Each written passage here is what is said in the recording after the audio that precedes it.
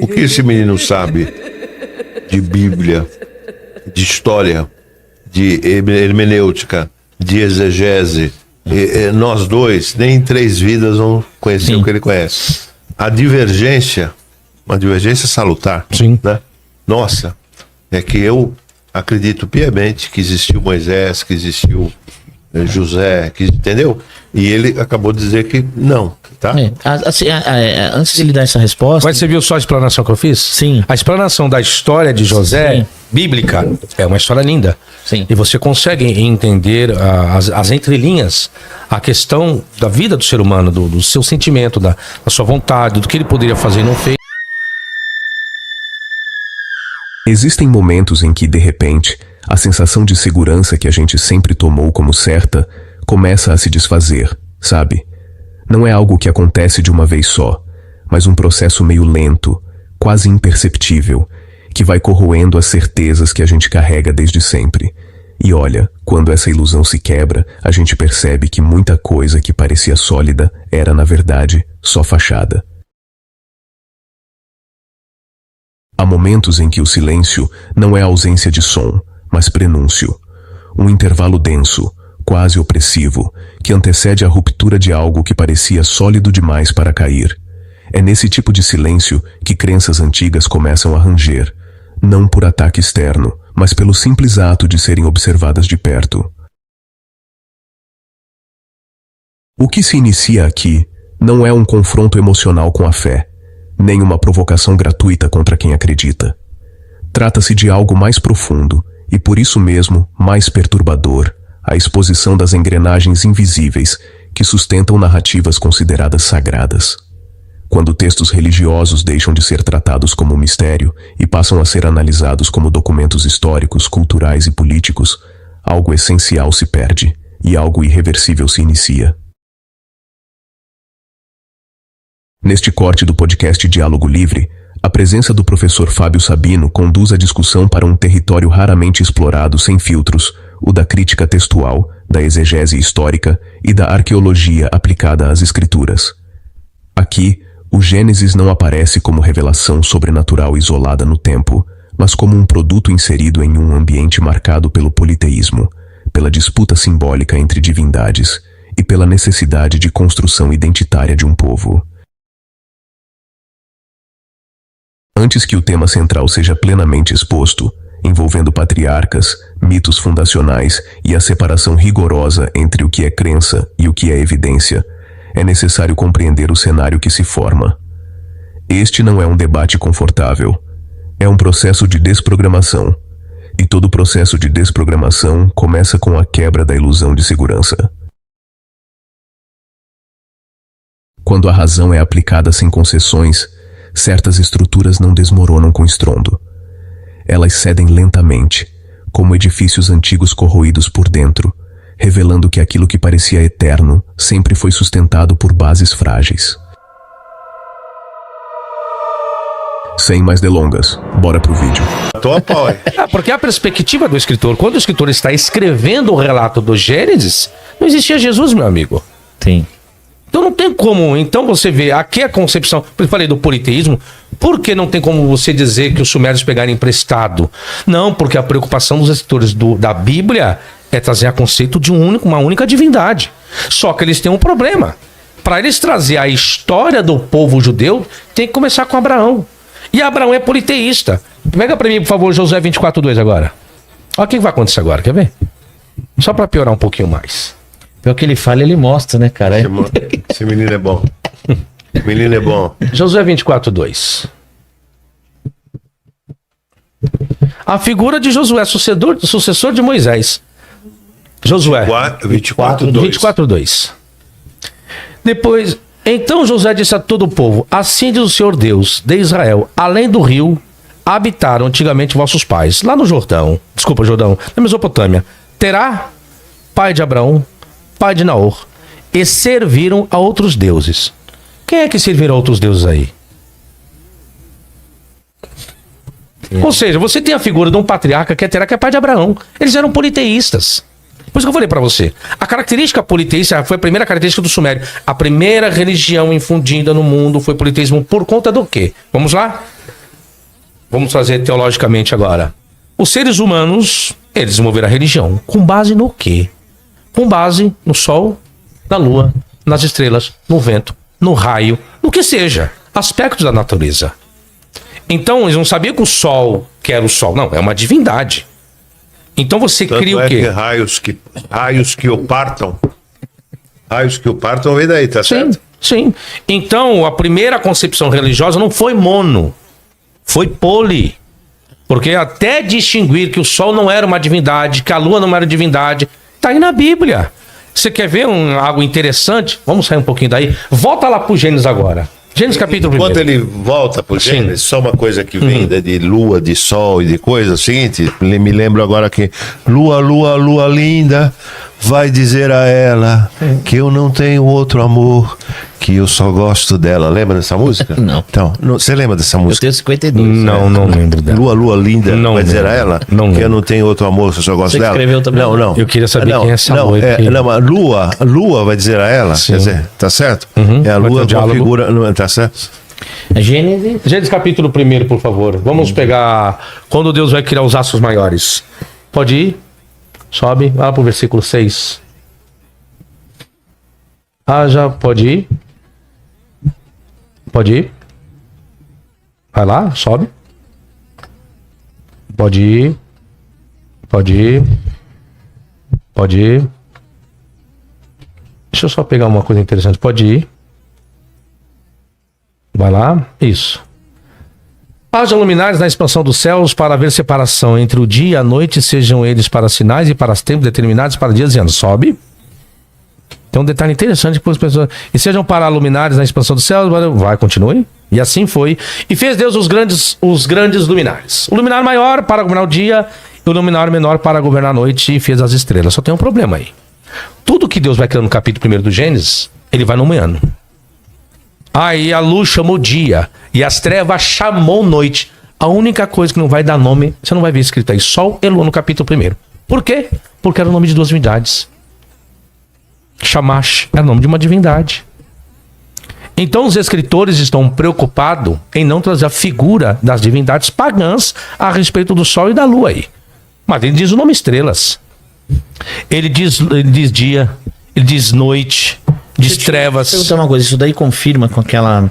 Foram lá, inclusive achados arqueológicos e tal, que teve um tempo que o cristianismo se uniu com adoradores do sol. Aí é no Tem aquele período símbolo que Constantino. Os caras acham que isso aí é porque é esse mesmo... Essa mesma Então, raciocínio aí teria que ser um professor da área, não é minha área. É. Já não é minha que especialização. tem lá achados arqueológicos Sim. de Israel, que tem o símbolo do sol Sim. com o peixe cristão dentro. Aí tem. Aí Então, teria que ser existia com uma alguém religião que especialista adorava da área o para sol. poder explicar detalhadamente sobre isso. E isso prova que era Sim. uma divindade. No caso que eu estou te mostrando é isso. Tá. Porque isso eu explico no meu livro, Em Busca da Origem do Gênesis.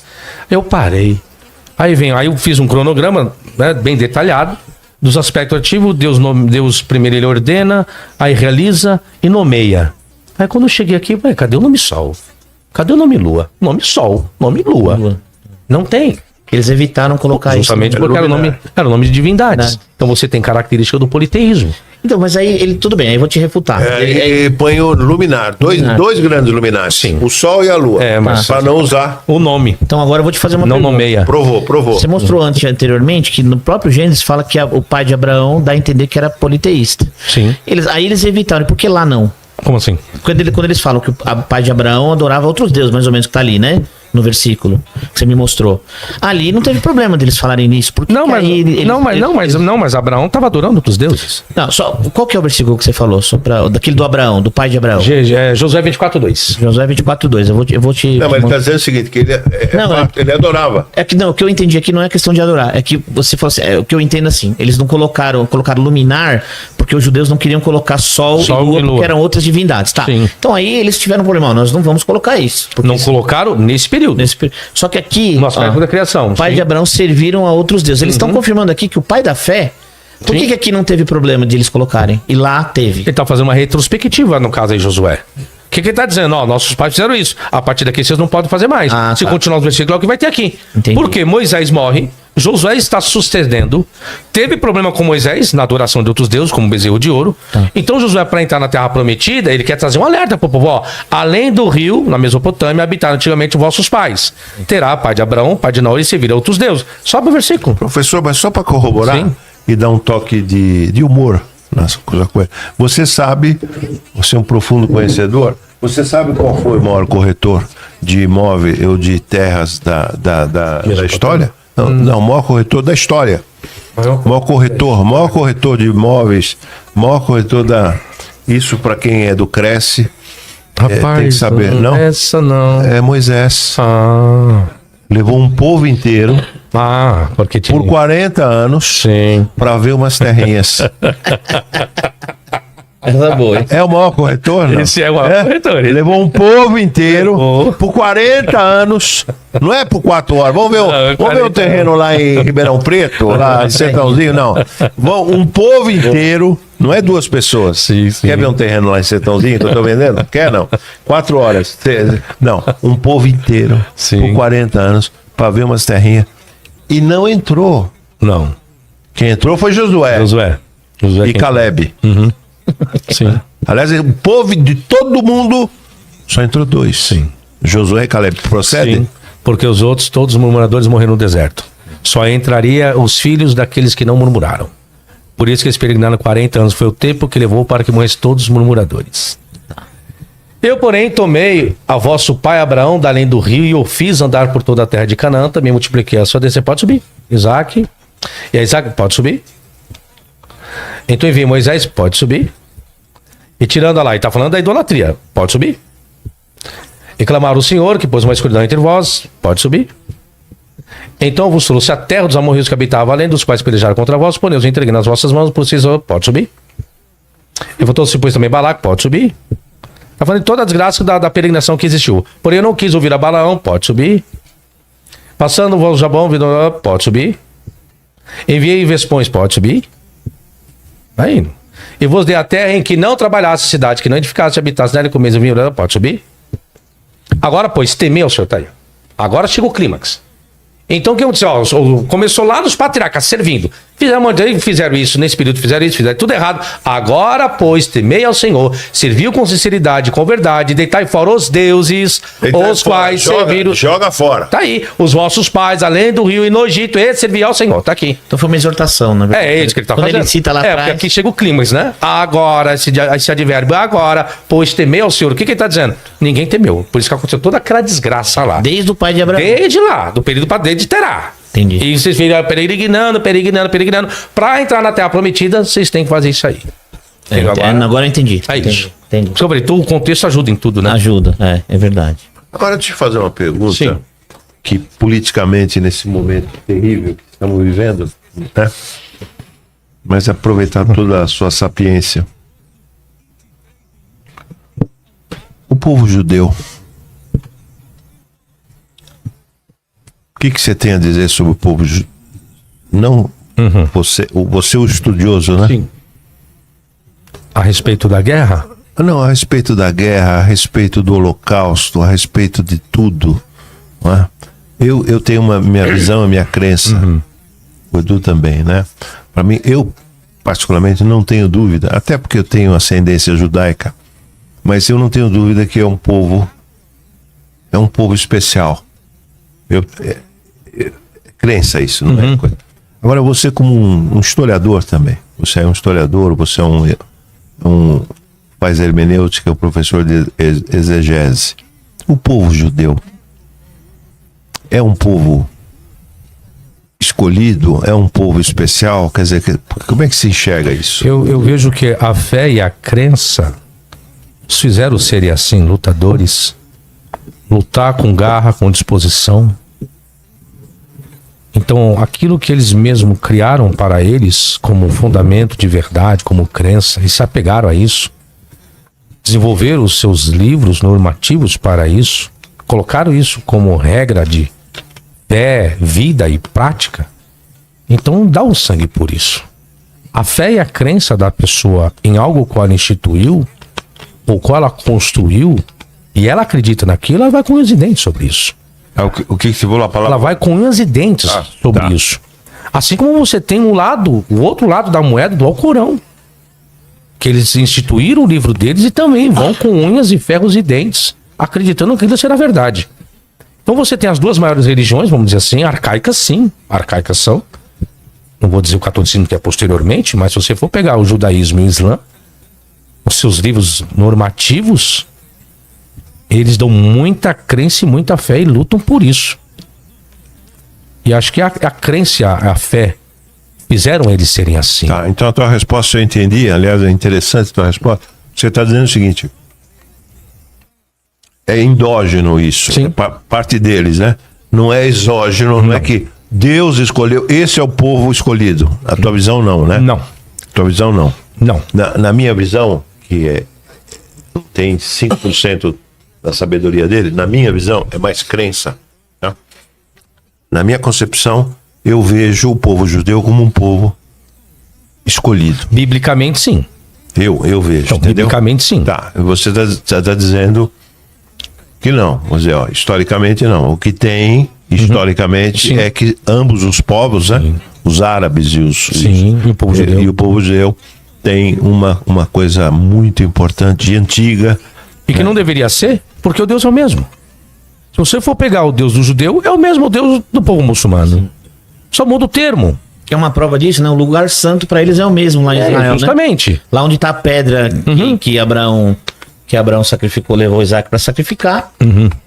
Não pode Monte entrar Moriá. judeu lá, cara. Porque lá eles acreditam que Maomé subiu aos céus. Na mesquita, onde Mesmo está a lugar. mesquita, ali é o lugar santíssimo. E eu quero pedir desculpa a vocês dois. Eu queria que você pudesse fazer uma digressão, ainda que rápida, sobre o José do Egito. Eu te digo, aí tem uma mesquinharia minha. Eu estou passando um problema familiar parecido, e meu nome é José, tá? Então, se você que pudesse falar um pouquinho sobre José do Egito, se isso, entendeu?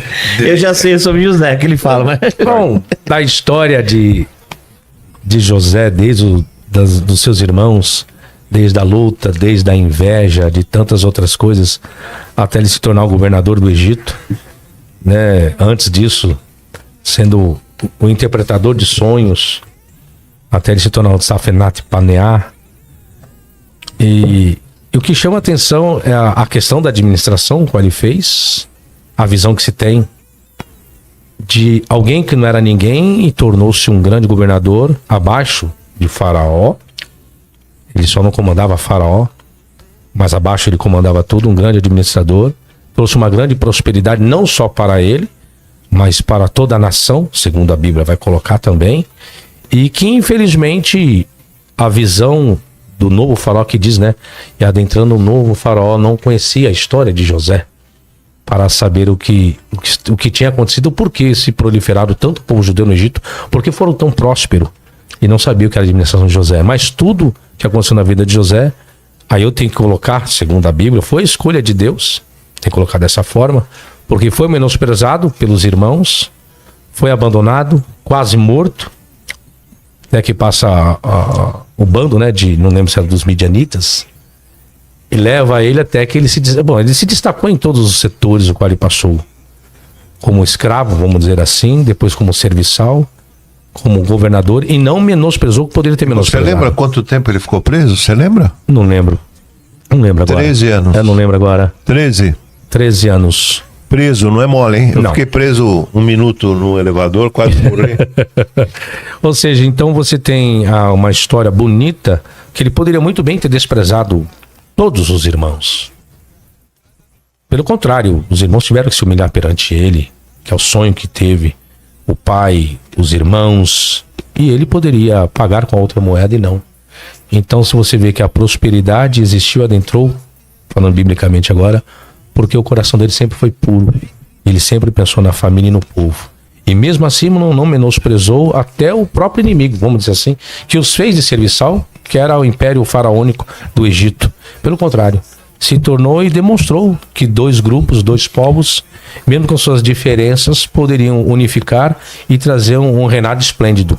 E que aí entrou um outro que não era humilde, que o novo faraó que entrou, que era o orgulho, não aceitou a proliferação dos judeus, com medo de existir uma rivalidade, o povo hebreu massacrar o povo egípcio. Esse é o contexto que vem da história do nascimento de Moisés. Mas essa é a história de José. Agora vai uma pergunta polêmica aqui. Vai lá. Pra você, José existiu ou é um mito? Todos os patriarcas são mito. Todos. Porque para você falar de José, tem que falar de Abraão, tem que falar de Isaac, tem que falar de Jacó.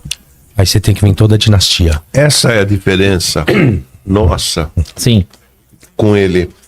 O que esse menino sabe de Bíblia, de história, de hermenêutica, de exegese, nós dois, nem em 3 vidas, vamos conhecer Sim. o que ele conhece. A divergência, uma divergência salutar, Sim. né? Nossa, é que eu acredito piamente que existiu Moisés, que existiu José, que, entendeu? E ele acabou de dizer que não, tá?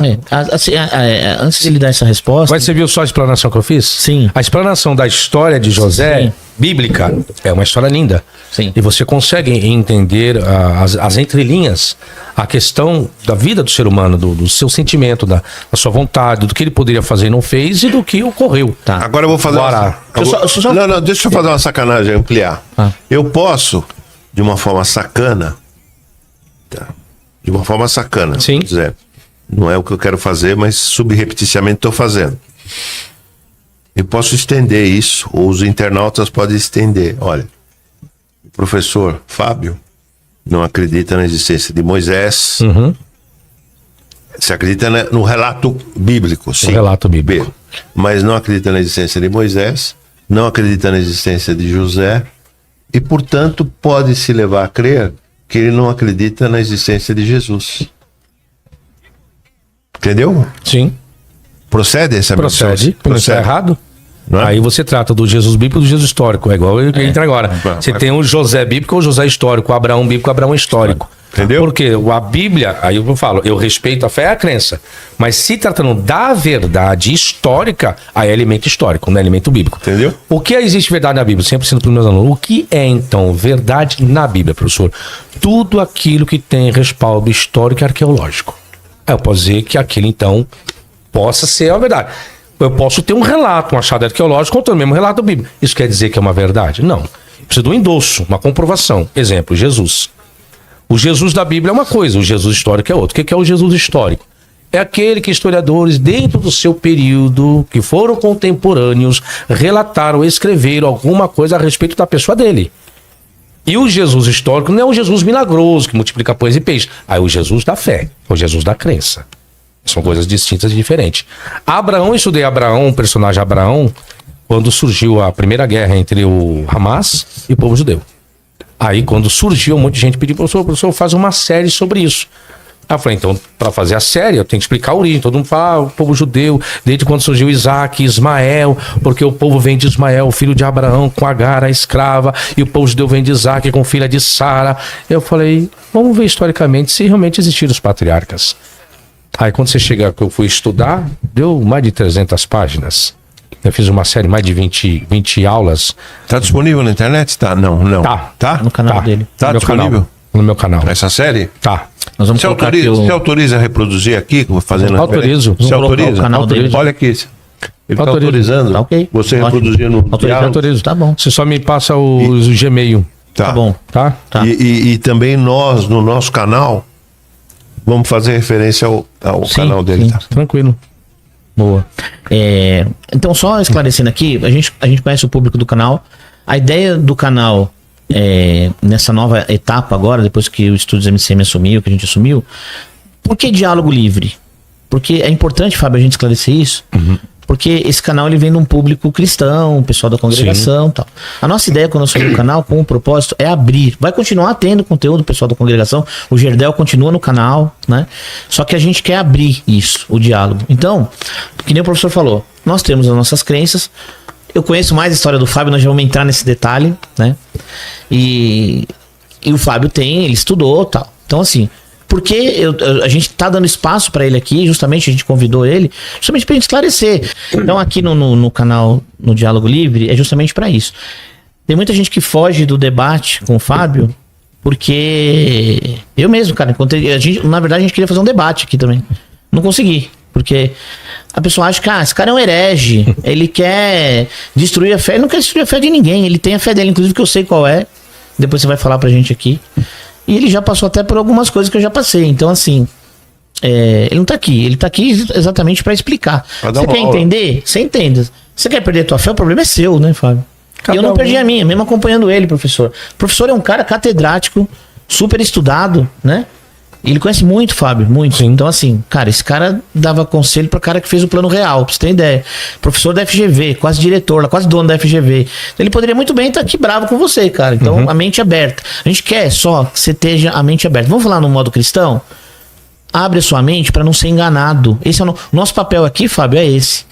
Nós vamos trazer você, nós vamos trazer César Cavalcante, nós vamos trazer Kleber Paixão, nós vamos trazer, se puder, Silas Malafaia, e vamos refutar ele aqui também, porque é isso que as pessoas estão precisando hoje em dia. E um cara como você é persona não grata. Por quê, cara? Porque você conhece de tudo, inclusive você já teve experiência, você quase foi um pastor, nós vamos entrar nesse detalhe. Então é isso, ele tá aqui pra isso. Então ele já falou que vai participar do canal de vez em quando aqui, tá aberto pro debate. Você quer vir aqui, vamos fazer um debate com ele aqui. Tá bom? É isso. Então vamos lá. Você estava fazendo uma pergunta para ele. Pergunta. Deixa eu só você não aqui. lembra? Onde paramos quando o Mateuzinho. Você tá falando de Jesus, né? Não. A gente estava no seguinte. Entrou a questão do José. Do José. Não, aí você colocou. São figuras. Aí ele estava respondendo, não. São figuras que existiram, mas eu tenho que crer a partir da coisa histórica. E aí ver o Jesus histórico. Ver o Jesus histórico, o José histórico. Eu coloquei isso? Como o que é verdade na Bíblia. Foi isso que eu entrei. Isso. Como que eu consigo descobrir que quais relatos são verdadeiros, se tratando de personagens?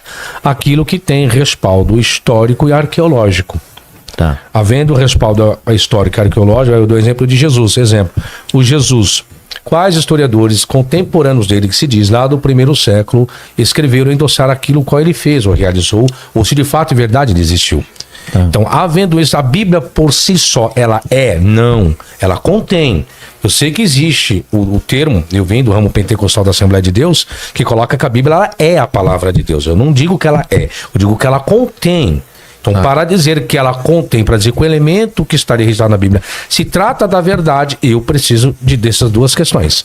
Eu preciso de um elemento histórico para endossá-la e um conceito arqueológico. É o debate que está ocorrendo hoje na CCB. É isso. Se ela é ou ela contém. Exatamente o que ele está falando aqui. Deixa eu aproveitar e perguntar uma coisa. Você ia colocar mais para frente? Não, manda lá. Se ele pudesse, professor Fábio, se pudesse contar agora, então, a tua trajetória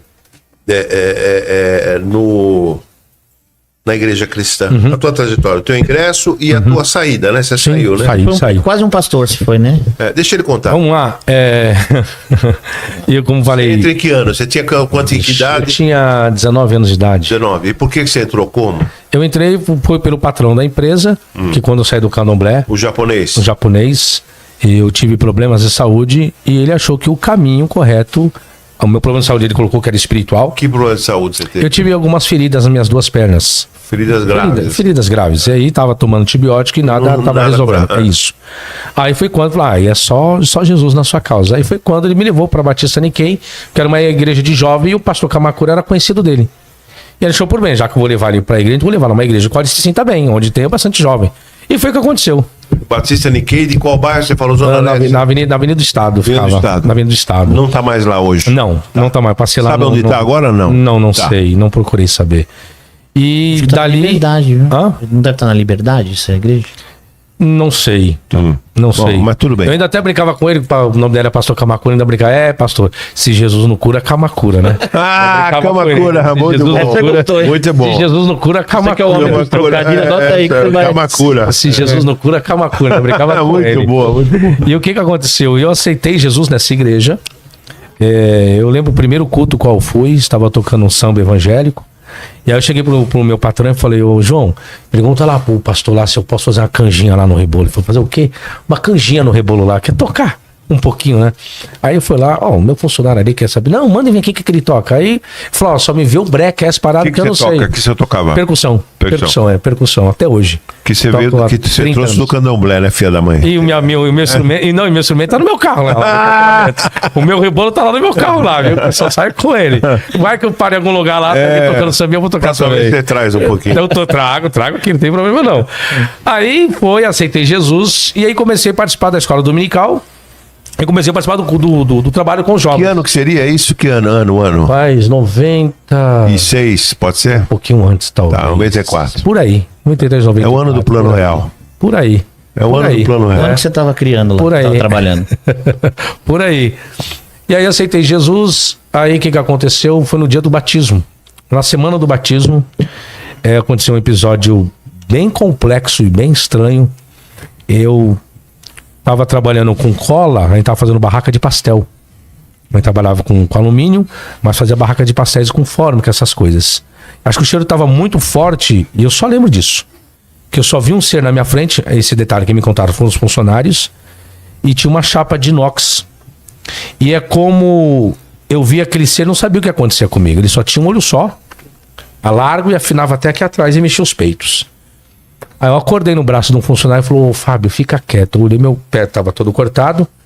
Então quando eu vi esse ser, que era justamente um dia anterior do meu batismo. E quando eu saí, falaram, cuidado, pra você não perder as suas pernas. Uma coisa assim, mais ou menos, disseram. E aí eu só vi aquele semana, não sabia o que estava acontecendo comigo. Aí o funcionário me contou que eu estava caído no chão. Como se eu tivesse flutuando, rodando. Ele falou, nunca vi alguém rodar parado e não sair do lugar. Se você roda, vai para lá, ou se você roda, vai para cá. Você rodava assim, eu desacordado, e meu pé direito passava na chapa de inox, passava na chapa de inox, e ia cortando. Aí chegou o patrão, contaram para ele o que aconteceu. Aí falou, ó, você não vai viajar para se batizar? Eu falei, vou. Você não vai viajar? Para Itatiba, que me batizar na igreja batista. Falei, não, vou viajar, vou me batizar. Como não? Não, como você vai? Não, vou. Aí, com uns pontos, e o médico falou, ó, isso aí cabe cirurgia. Você vai ter que ficar com o pé pra cima. Ah, você cortou o pé Cortou o tendão, fez desligamento dos tendão do pé direito. Em função do quê? Da chapa de inox. Ah, mas você girava em cima. Girava e o pé ia passando a chapa de inox e cortando. Passando e cortando, passando e cortando. Caceta. É uma navalha aquilo. Aí, levei os E pontos. você ficou girando de repente, não é isso? Foi. Quando eu só via esse ser. A única coisa que eu via. Aí eu acordei, fiquei meio assustado, falei, não entendi o que tinha acontecido, eles me contaram o que aconteceu. Sangrando muito.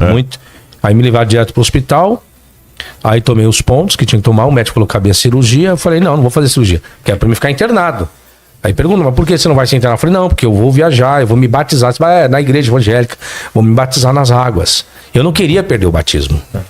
Aí foi quando eu fui, viajei pra Itatiba, e aí o pastor, Fábio, não sei se vai, pastor, mas eu preciso me batizar como foi, mas com esse pé, não, coloca um pé aqui, me batiza, nem que for o pé pra fora, não, mas tem que ser o corpo todo. Eu falei, coloca o saco plástico e me batiza do mesmo jeito. E assim eu me batizei. Aí eu lembro que eu puseram o saco plástico. Colocaram o saco plástico, deu uma pancadinha, aí começou a vazar. Então. Me levaram para o hospital de Itatiba, fiquei 3 dias no hospital de Itatiba, não podia fazer cirurgia lá, que não tinha recurso. Nossa senhora. Aí já tava. Que testemunho. Nossa senhora é boa, hein? Não, já tava dando. já tava praticamente assim, no início já de gangrena. Você vê que eu era católico, né? Aí foi quando eu vim para São Paulo, aí depois, acho que 4 dias eu consegui fazer a cirurgia. Aí quando eu fiz só que aí eu fiz um voto. Eu lembro até hoje, o primeiro voto que eu fiz com Deus. Minha primeira fé de um novo convertido. Porque a mulher falou, acho que não vai dar por você andar mais não, vai ter que amputar. Nossa. Tá muito feio o negócio aí, o sangue ficou aí parado, aquela coisa toda. Aí eu, antes de entrar no centro cirúrgico, falei, ó Deus, me batizei, o Senhor existe. Se eu voltar a andar, não perder o meu pé, eu vou me dedicar à sua obra, eu vou fazer a sua obra. Esse foi o primeiro voto que eu fiz. Aí fui pro centro cirúrgico, saí do centro cirúrgico, olhei, eu vi lá, tava a catala bonitinho, eu falei, tô com o meu pé, eu vou fazer a obra. Aí foi quando voltei, fiz a fisioterapia, quando eu voltei a trabalhar, eu cheguei pro João e falei, João, eu quero fazer a obra de Deus. É isso que eu quero ser um missionário. Aí ele falou, Fábio, meu irmão tá vindo dos Estados Unidos, e ele veio da missão Cristão em Ação. Tem alguns missionários que estão em Araçariguama, esqueci o nome lá da instituição, esqueci o nome agora, em Araçariguama, missionário Fred, não sei mais com quem. Então, o teu patrão tinha recurso? Tinha Tinha e tem até Tinha hoje. e tem, até hoje. E vou mandar você pra missão. Mas o meu irmão tá aí. Meu irmão se formou com o pastor Bill, pastor Bob, 2 americanos, não sei aonde, o nome da missão, ok. Aí foi quando eu falei, vou te mandar pro meu irmão, e fui pra igreja. Igreja Evangelho Caminho da Vida. Aí o pastor Pedro, o nome dele, o pastor Seis, o nome portuguesado pastor Pedro, falou, rapaz, então você vai ficar aqui, eu vou te ensinar, ser seu missionário. E aí foi. Aí construímos algumas igrejas, comecei a pregar. Qual cidade, o Caminho da Vida? Vila Manchester, Zona Leste, São Paulo. Aí tá lá Zona ainda até Leste. hoje. Tá lá até hoje. Aí construí uma igreja no Jardim Silvínia, em São Bernardo do Campo. Aí eu fui pra lá ajudar a reformar a igreja, a pintar a igreja.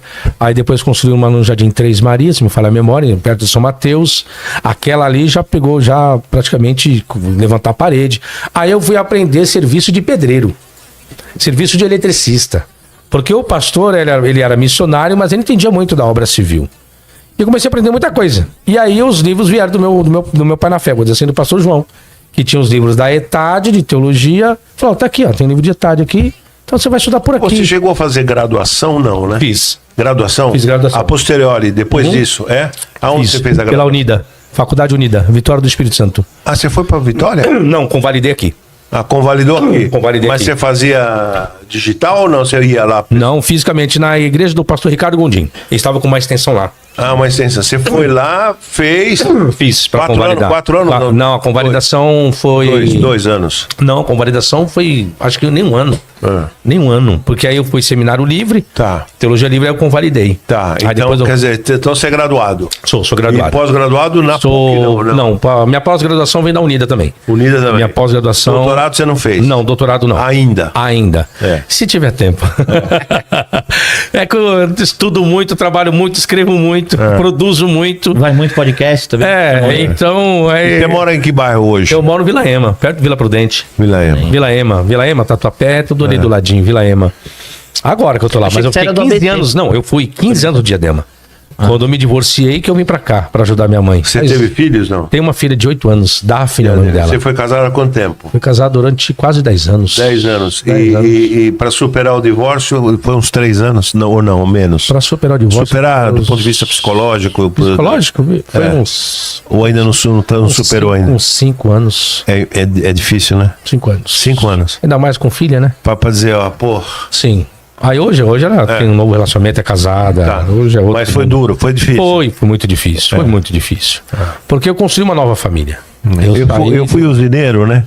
E tem uma filosofia num caminhão que me gravou, né?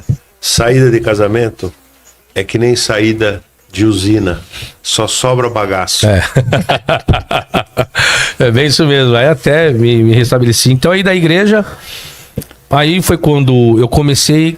Eu queria ser missionário. Meu intuito era ser. Eu ia nas vigílias. Eu via os pregadores. Eu falei, não, eu quero ser missionário, quero fazer missão. Até um dia, que 2 obreiros, pastor Osmar, que era um japonês, pastor Ricardo e pastor Eli. Eram 3 pastores que eles me levaram para auxiliá-los numa nova congregaçãozinha da igreja japonesa. E eu não sei o que deu, um dia eu inventei de dar um estudo. Aí eu já tinha aprendido um pouquinho grego, já tinha aprendido um pouquinho hebraico, e fui e fiz uma apostila do livro do Apocalipse. Fez uma apostila? Eu fiz uma apostila no livro do Apocalipse. E aí toda quinta-feira eu dava um capítulo. Aí o pastor Osmar chegou assim, ô Fábio, olha pastor, Quando o debate se encerra e o ruído das palavras cessa, o que permanece não é conforto, é perturbação. Há um tipo específico de inquietação que surge quando estruturas mentais profundamente internalizadas começam a falhar. Não se trata de choque emocional superficial, mas de um abalo silencioso, quase subterrâneo, que ocorre quando aquilo que sempre foi apresentado como absoluto revela sinais claros de fabricação humana. O que foi exposto aqui não opera no campo da ofensa religiosa nem da provocação vulgar. Trata-se de algo mais incisivo e, por isso mesmo, mais difícil de neutralizar a análise racional, histórica e metodologicamente fundamentada dos textos e narrativas que sustentam sistemas de crença. Quando o sagrado é deslocado do altar para o laboratório crítico, ele deixa de ser intocável e passa a ser examinável. E isso, para o dogma, é profundamente ameaçador. O desconforto que emerge diante de análises como as apresentadas não decorre de agressividade retórica, mas da coerência interna do argumento. O verdadeiro terror não está na negação direta de Deus, mas na constatação de que aquilo que foi ensinado como revelação divina se comporta exatamente como qualquer outro produto cultural da antiguidade. Narrativas moldadas por contextos políticos, identidades étnicas em construção, disputas simbólicas entre divindades e estratégias claras de apagamento de crenças concorrentes. Nada disso aponta para a transcendência, tudo aponta para a historicidade. A análise do Gênesis ilustra esse processo de forma quase cirúrgica. Quando o texto é retirado do ambiente litúrgico e submetido à crítica acadêmica, sua aura mística se dissolve rapidamente. A substituição deliberada de nomes como Sol e Lua por expressões genéricas como luminares não é um recurso estético inocente. Trata-se de uma decisão teológica consciente, destinada a evitar a associação direta com divindades conhecidas do imaginário politeísta da região. O texto não nega o politeísmo, ele dialoga com ele enquanto tenta superá-lo. Isso não é inspiração sobrenatural, é engenharia ideológica.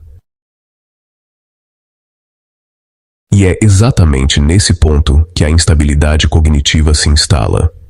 Se o texto bíblico responde às mesmas pressões culturais, políticas e simbólicas que outros textos antigos, então ele perde seu status de exceção ontológica. Ele deixa de ser uma revelação única e passa a ser um documento situado.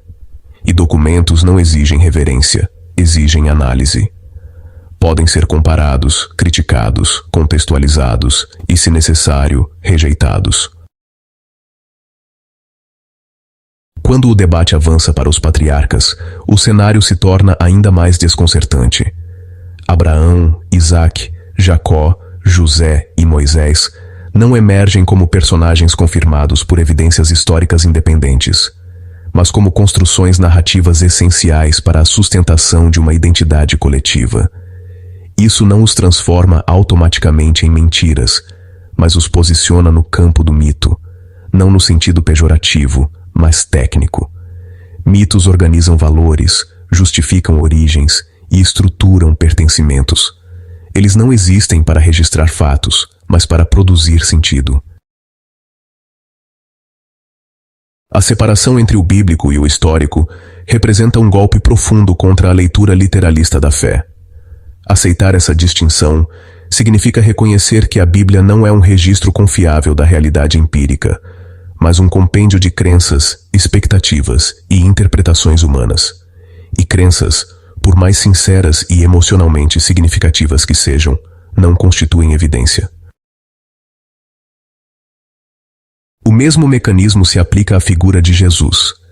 O Jesus da fé, divino, milagroso, ressuscitado, não coincide com o Jesus que pode ser rastreado por fontes históricas contemporâneas. Essa distinção não é militância ideológica, é critério metodológico. O problema é que, quando essa separação é explicitada, ela ameaça o núcleo emocional da crença cristã. Se o Jesus histórico não sustenta o Jesus teológico, então a fé deixa de repousar sobre fatos verificáveis e passa a existir exclusivamente como construção simbólica. E aqui reside um dos aspectos mais sombrios do fenômeno religioso. A fé não se sustenta prioritariamente por evidência, mas por necessidade psicológica. Ela oferece sentido ao sofrimento, organiza o caos da existência e promete justiça onde a realidade falha. Questionar essas estruturas não é apenas um exercício intelectual, é um processo de desestabilização identitária. Por isso, a reação raramente é racional. Não se defende apenas uma ideia, defende-se uma estrutura psíquica. Quando a gente fala em desprogramação e autonomia intelectual, estamos na verdade falando sobre o desafio de romper com crenças internalizadas desde cedo. Esse processo, olha, não é simples nem rápido. exige coragem para questionar o que parecia inquestionável e disposição para lidar com o desconforto que vem junto. A autonomia intelectual nasce quando conseguimos, aos poucos, construir nossos próprios critérios de verdade, independentemente da tradição ou da autoridade. É um caminho, digamos, cheio de dúvidas, mas também de descobertas. Os relatos pessoais envolvendo experiências místicas, episódios traumáticos e vivências religiosas intensas acrescentam uma camada decisiva a essa análise. Eles demonstram como eventos subjetivos profundos podem ser rapidamente interpretados como manifestações espirituais, quando não há ferramentas médicas, psicológicas ou neurológicas adequadas para compreendê-los. O que para um é transcendência, para outro pode ser dissociação, crise neurológica, trauma não elaborado ou resposta extrema ao estresse. A interpretação religiosa surge muitas vezes como a explicação disponível, não necessariamente como a mais precisa. Isso nos obriga a encarar uma realidade desconfortável. Sistemas religiosos prosperam em ambientes onde o desconhecimento é estrutural. Quanto menor o acesso à educação crítica, à alfabetização científica e à autonomia intelectual, maior o espaço para explicações sobrenaturais, não por perversidade deliberada, mas por carência cognitiva e emocional. É fundamental compreender que este processo não se propõe a destruir a fé de ninguém. Essa acusação funciona como um mecanismo defensivo clássico. O que está sendo oferecido aqui são ferramentas de análise, não ordens de abandono. A decisão permanece individual. A diferença é clara. Crenças impostas temem o questionamento. Crenças sólidas, se existirem, deveriam resistir a ele. Ainda assim, é preciso reconhecer que, para muitos, a fé não é uma escolha racional, mas um refúgio emocional. E quando esse refúgio é ameaçado, a reação não é diálogo, mas hostilidade. Intelectuais que transitam entre história, exegese e crítica textual tornam-se indesejáveis não porque mentem, mas porque desorganizam narrativas confortáveis. O conhecimento, nesse contexto, passa a ser percebido como perigo. O espaço onde esse debate ocorre também não é irrelevante. Um ambiente que se propõe ao diálogo genuíno e não à reafirmação dogmática, rompe com a lógica tradicional do discurso religioso. Em um cenário dominado por monólogos, respostas prontas e autoridade incontestável, permitir o contraditório é um ato de coragem intelectual. Ao final, não há respostas definitivas sendo oferecidas. Não há substituição de um dogma por outro. O que permanece é algo muito mais perturbador para sistemas fechados de crença, a dúvida fundamentada. E uma vez que a dúvida se instala de forma honesta, ela não pode ser simplesmente removida. Pode ser reprimida, ignorada ou combatida, mas não anulada. Este pós-vídeo não é um convite automático ao ateísmo. É um convite à desprogramação. A reconhecer condicionamentos, identificar mecanismos de controle simbólico e recuperar a autonomia intelectual. Porque a verdade, se existir, não teme investigação. O verdadeiro terror não está em questionar o divino, está em viver uma vida inteira sob ideias que nunca foram escolhidas conscientemente. E quando tudo se encerra, quando o debate termina e o silêncio retorna, resta uma pergunta que insiste em ecoar, como um ruído persistente nos corredores da mente. Se tudo isso é humano, o que exatamente ainda precisa ser sagrado?